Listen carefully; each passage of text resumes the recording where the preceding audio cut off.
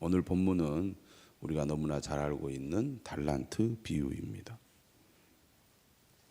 열처녀 비유에 대해서 말씀하신 주님께서 곧바로 달란트 비유를 말씀하시면서 주님의 재림을 준비하는 것이 얼마나 중요한지 강조하시고, 특별히 오늘 본문을 통해서 어떻게 주님의 오심을 준비해야 되는지에 대해서 말씀하고 있습니다. 14절이죠. 또 어떤 사람이 타국에 갈 때 그 종들을 불러 자기 소유를 맡음과 같으니. 하나님께서 우리를 부르셨습니다. 그리고 우리에게 직분과 사명을 맡기셨죠. 자기 소유를 맡겼다는 것은 하나님의 부름 받은 사람들은 하나님의 종으로서 청지기의 직분을 받았다는 것이고, 청지기의 사명을 감당해야 된다는 것입니다. 우리는 다 하나님의 청지기이죠. 하나님의 것을 하나님의 뜻을 따라 잘 관리하고 사용해야 할 책임이 있는 사람이라는 것입니다. 15절에 각각 그 재능대로 한 사람에게는 금 5달란트를, 한 사람에게는 2달란트를, 한 사람에게는 1달란트를 주고 떠났더니, 각각 그 재능대로, 사람마다 재능이 다르다는 겁니다. 왜 저 사람은 나보다 더 재능이 많을까? 또 나는 왜 재능이 없을까? 이렇게 생각할 수 있습니다. 하지만 오늘 예수님의 비유를 보면 각각 그 재능이 다르지만 재능이 다른 것에 대해서 주님의 평가가 다른 것은 아닙니다. 오늘 비유를 보면 5달란트 받은 사람이 5달란트를 남겼고, 2달란트를 받은 사람이 2달란트를 남겼을 때 주인의 평가는 똑같았습니다.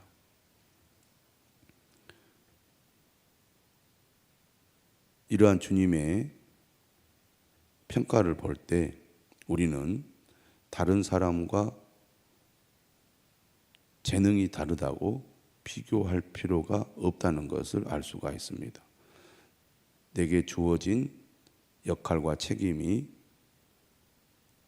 얼마든지 간에 최선을 다하면 주님은 그 중심을 보신다는 거죠. 그러므로 다른 사람과 나와의 재능이나 능력을 비교할 것이 아니라 하나님께서 내게 맡긴 일이 무엇이든지, 또 내게 주신 능력이 어느 정도이든지 최선을 다하여 그 맡긴 일을 충성스럽게 감당하면 된다는 것입니다. 16절에 5달란트 받은 자는 바로 가서 그것으로 장사하여 또 5달란트를 남기고, 2달란트 받은 자도 그같이 하여 2달란트를 남겼습니다. 바로 가서, 다시 말하면 즉시 갔다는 겁니다. 주님의 명령을 수행할 때 가져야 될 매우 중요한 자세가 바로 즉각적인 순종입니다. 순종을 지체하거나 미루는 것이 불순종인 거죠. 주님은 우리가 주께서 주신 사명을 즉시 수행하는 신실한 믿음의 사람이 되기를 바라십니다. 어떤 사람은 소극적 반항을 하죠. 뒤로 미루거나 안 들은 척 하거나 못 들은 척 하거나, 이런 소극적인 반항을 통해서 불순종하는 사람이 있습니다. 뭘 좀 하십시오 그러면 안 하거나 또 못한다고 하거나 여러 가지 핑계나 변명을 대는 사람이 있습니다. 하나님을 향한 신실한 믿음을 가진 사람은 변명하지 않죠. 핑계대지 않습니다. 소극적인 반항하지 않죠. 늘 적극적인 자세로 긍정적인 마음으로 순종합니다. 오늘 5달란트 받은 사람과 2달란트 받은 사람들은 바로 그런 사람이었습니다. 자, 그런데 18절에 한 달란트 받은 자는 가서 땅을 파고 그 주인의 돈을 감추어 두었습니다.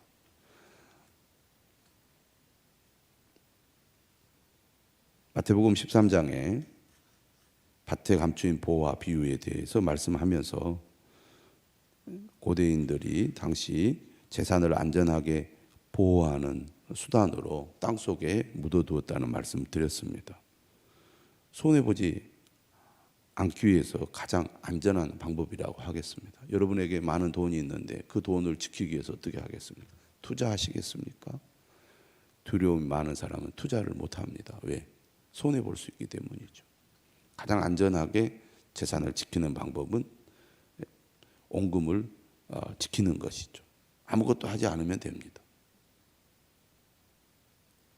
한 달란트 받은 사람도 그랬습니다.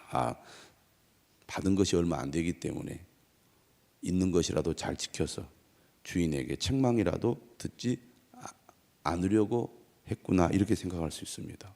근데 1달란트가 적은 양이 아니라는 거 여러분들이 잘 아시죠?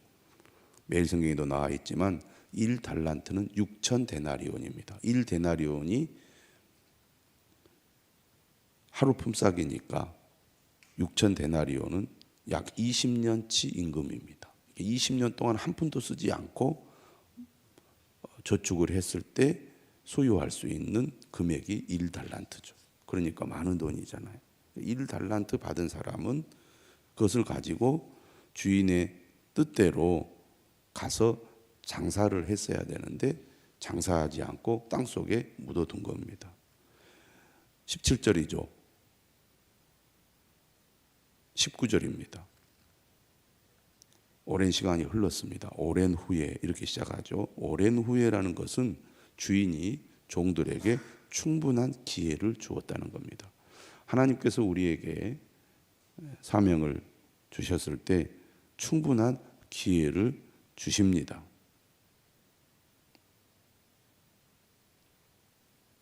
드디어 이제 주인이 돌아왔고 결산을 하게 됩니다. 여러분, 우리도 주님 앞에 서게 됐을 때 결산하게 될 것입니다. 우리가 열심히 신앙생활 해야 되는 이유가 여기에 있습니다. 결산할 것을 아는 사람은 시간이 주어졌을 때, 기회가 있을 때 충실하게 그 일을 해내죠. 근데 결산에 대한 준비가 안 된 사람은 뒤로 미루고 또 미루고 미뤘다가 닥쳤을 때 어떤 일을 하려고 합니다. 그때는 제대로 해내기가 어렵죠. 어린 아이들이 그런 꾀를 부리고 또 게을러서 뒤로 미루는 경우가 많은데, 그리스도인들도 이런 태도를 취할 때가 많이 있는 것 같습니다. 오늘 달란트 비유는 결코 그래서는 안 된다는 것을 우리에게 잘 가르쳐 주고 있습니다. 드디어 결산할 때가 되어서 5달란트 받았던 사람이 5달란트를 더 가지고 와서 주인에게 보고하죠. 주인이여, 내게 5달란트를 주셨는데 보소서, 내가 또 5달란트를 남겼나이다. 주인이 이렇게 말합니다. 잘하였도다 착하고 충성된 종아. 착하다는 것은 주인의 뜻에 순종한다는 것을 말합니다. 주인이 원하는 것이 무엇인지 알고 주인의 뜻을 잘 분별하여 주인의 뜻에 순종하는 것을 착하다고 말합니다. 오늘 이 달란트 비유의 가장 핵심은 바로 충성인데요. 충성하다는 것은 신실하다는 것이죠. 맡겨진 일을 어떤 일이 있어도 끝까지 변함없이 책임감을 가지고 감당하는 것이 충성입니다. 착하고 충성된 종아, 이렇게 칭찬을 하면서 뭐라고 얘기하냐면 네가 적은 일에 충성하였으며. 좀 이해가 잘 안 되죠. 5달란트가 어떻게 적은 일일까요? 그런데 적은 일이라고 해요. 네가 적은 일에 충성하였으며 내가 많은 것을 네게 맡기리니. 주님의 기준으로 볼 때는 그게 큰 일이 아니죠. 그리고 그에게 주어지는 보상은 이 땅에서 그가 했던 일과는 비교할 수 없는 큰 보상이 주어질 거라는 의미도 담겨져 있습니다. 내가 많은 것을 내게 맡기리니 내 주인의 즐거움에 참여할지어다. 2달란트 받았던 사람도 와서 똑같이 보고를 합니다. 근데 분명히 5달란트와 2달란트는 차이가 있음에도 불구하고 23절에 주인은 똑같이 얘기하죠. 착하고 충성된 종아, 네가 작은 일에 충성하였음에 내가 많은 것을 내게 맡기리니 내 주인의 즐거움에 참여할지어다. 우리가 하나님 앞에 결산할 때가 오는데 그때 우리 모두 착하고 충성된 종으로 칭찬받는 우리 모두가 되어야 하겠습니다. 근데 오늘 본문은 1달란트에 더 초점이 맞춰져 있죠. 1달란트와의 대화가 길게 기록이 되었고 예수님도 그 얘기를 더 자세히 다루고 있습니다. 1달란트 받았던 자는 와서 이르되 주인이여 당신은 굳은 사람이라. 심지 않은 데서 거두고 해치지 않은 데서 모으는 줄을 내가 알았으므로. 그가 이렇게 말해. 내가 알았으므로 두려워하여 나가서 당신의 달란트를 땅에 감추어 두었었나이다. 보소서 당신의 것을 가지셨나이다. 내가 주인이 맡긴 것을 하나도 손해보지 않고 그대로 가지고 왔습니다. 어떻게 보면 당당하게 자신이 잘했다고 생각을 하는 것 같아요. 근데 여기서 보면 이 1달란트 받은 종은 주인을 오해하고 있습니다. 주인을 잘못 알고 있어요. 주인을 굳은 사람이라고 말합니다.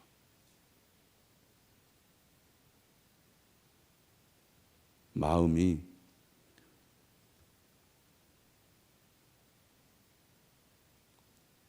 완악한 그런 분으로 오해를 하고 또 더 나아가 심지 않은 데서 거두고 해치지 않은 데서 모으는 사람으로 오해를 하고 있습니다.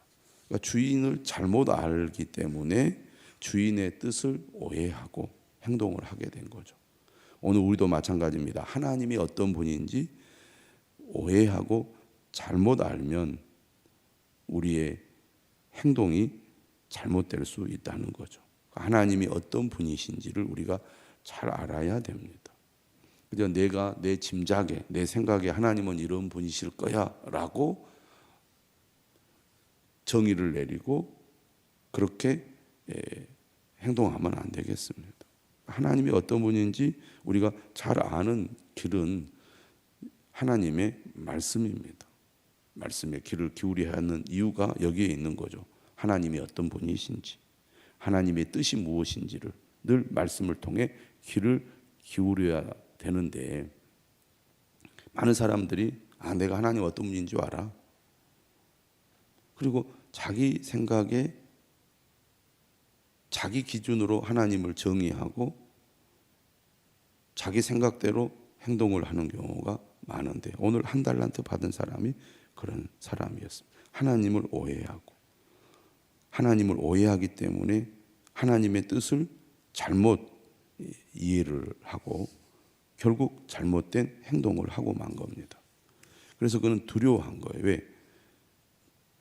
주인의 마음이 굳은 사람이라 혹시 장사를 해서 만약에 온금을 까먹고 손해를 보게 되면 주인에게 크게 그가 책망을 받게 될 것 같으니까 두려워서 장사를 못한 겁니다.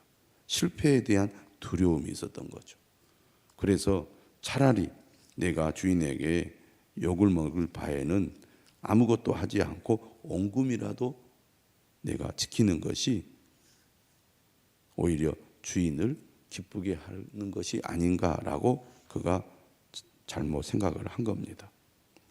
여기에 대한 주인의 반응이죠. 26절 뭐라고 얘기합니까? 악하고 게으른 종아 이랬습니다. 악하고 게으른 종아. 악하다는 것은 주인의 뜻을 따르지 않았다는 얘기입니다. 분명히 주인이 자기 소유를 그 재능대로 각 사람에게 맡기고 떠났습니다. 이것은 주인의 소유를 가지고 밖에 나가서 장사를 하라는 것이었습니다. 그것을 바로 알아들은 두 사람은 장사를 했죠. 그런데 한 사람은 주인의 뜻을 따르지 않고 안 했습니다. 그러니까 누가 악합니까? 주인의 뜻을 따르지 않는 불순종한 사람이 악한 겁니다. 겉으로 볼 때는 착한 것 같고 순한 것 같고 괜찮은 것 같은데 그 마음속에 주님의 뜻을 따르려는 마음과 의지가 없는 것은 주님이 볼 때는 악한 거예요. 욕 안 하고 거친 행동 안 하고 남들과 부딪히지 않고 그렇다고 착한 게 아니다 이 말이에요. 주님의 말씀에 순종하지 않는 것이 악한 겁니다. 그 다음에 뭐라고 얘기합니까? 게으르다고 말합니다. 그러니까 충성된 것의 반대는 게으름이죠. 우리가 직분과 사명을 맡으면 그것이 무엇인지를 분명히 알아야 합니다. 그리고 내가 해야 할 일이 무엇인지를 알아야 하죠. 사람은 다 자기에게 맡겨진 그 역할에 따라 말이나 또 자세나 행동이 달라져야 되는데 직분을 맡겼는데 자신의 직분이 무엇인지 자기의 역할이 무엇인지 어떻게 내가 행동을 하고 어떻게 말을 하고 어떻게 관계를 해야 되는지를 전혀 알지 못하고 그 역할을 안 하거나 못하는 경우가 많이 있습니다. 못하면 어떻게 해야 되는지를 배워야 되겠죠. 아는데도 안 해요. 그건 정말 악하고 게으른 것입니다. 자신의 이치가 무엇인지를 전혀 모르고 행동하지 않는다면 얼마나 안타까운 일입니까? 전혀 분별을 못하는 거죠.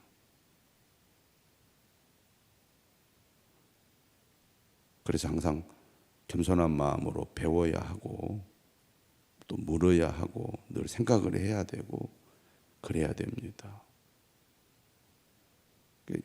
품격이라는 게 있잖아요. 품격.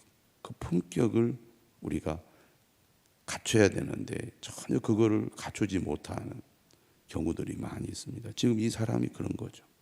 악하고 게으른 종입니다. 어떻게 이야기하면 게으른 것이 악한 거예요.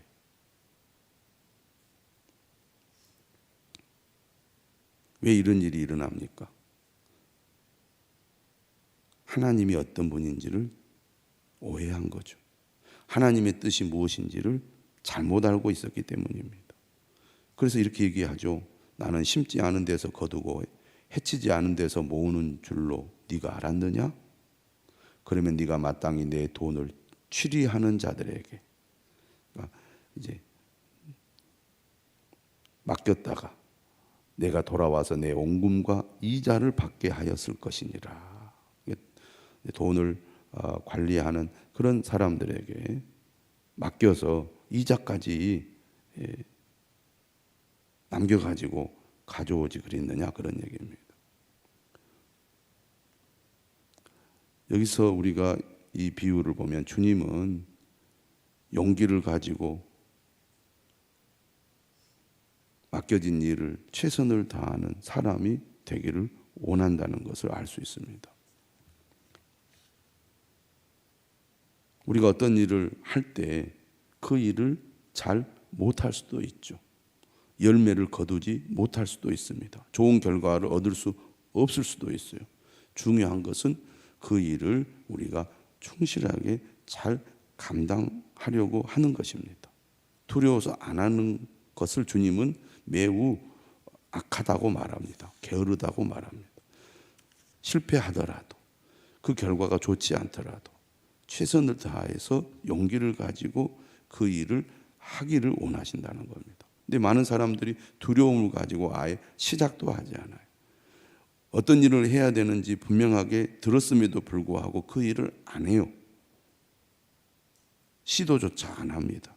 노력하지도 않습니다. 하다가 흐지부지합니다. 우리가 어떤 일을 할 때 반드시 그 일에는 벽에 부딪히는 일이 생기게 되어 있습니다. 일이 수월하게 자동으로 되는 일이 어디 있겠습니까? 그러면 일꾼이 왜 필요하겠습니까? 반드시 어려움도 있고 방해도 있고 문제도 있죠. 그러면 무엇이 문제인지를 생각하고 그것을 돌파하기 위한 노력과 또 누군가에게 조언이나 도움을 받아서 일을 잘 해내려는 그런 노력들을 해 나갈 때 점점 그 능력도 향상이 되는 거지. 그냥 대충 눈가림식으로 하는 둥 하다가 도와주지 않는다, 어려움이 있다, 여러 가지 이 변명만 하고 일을 제대로 하지 못하는 사람은 결코 발전하기가 어렵습니다. 그 악하고 게으른 이런 이 마음과 이 행동이 결국은 주인의 뜻을 어기는 결과를 도출하고 만 거죠. 그래서 28절 얘기합니다. 그에게서 그 한 달란트를 빼앗아 10달란트 가진 자에게 주라. 무릇 있는 자는 받아 풍족하게 되고 없는 자는 그 있는 것까지 빼앗기리라.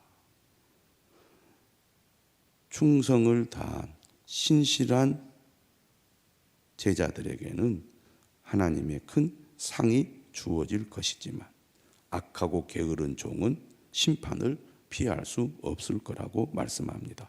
이 무익한 종을 바깥 어두운 데로 내쫓으라. 거기서 슬피 울며 이를 갈리라. 이것은 영원한 형벌을 받는 것으로 쫓겨나는 것에 대한 전형적인 묘사입니다. 믿음이란 무엇입니까? 믿음이란 내게 맡겨진 일을 충실히 감당하는 것입니다. 잘못할 수 있습니다. 실패할 수도 있습니다. 실수할 수도 있습니다. 하지만 착하고 충성된 종으로 늘 주님을 의지하는 가운데 끝까지 최선을 다하는 것입니다. 우리가 이 믿음으로 최선을 다할 때 우리 안에 계신 성령께서 우리에게 힘과 지혜를 주시고 도와주실 줄로 믿습니다. 네가 적은 일에 충성하였음에 내가 많은 것을 내게 맡기리니 내 주인의 즐거움에 참여할지어다. 이 음성을 듣기를 주님의 이름으로 축원합니다.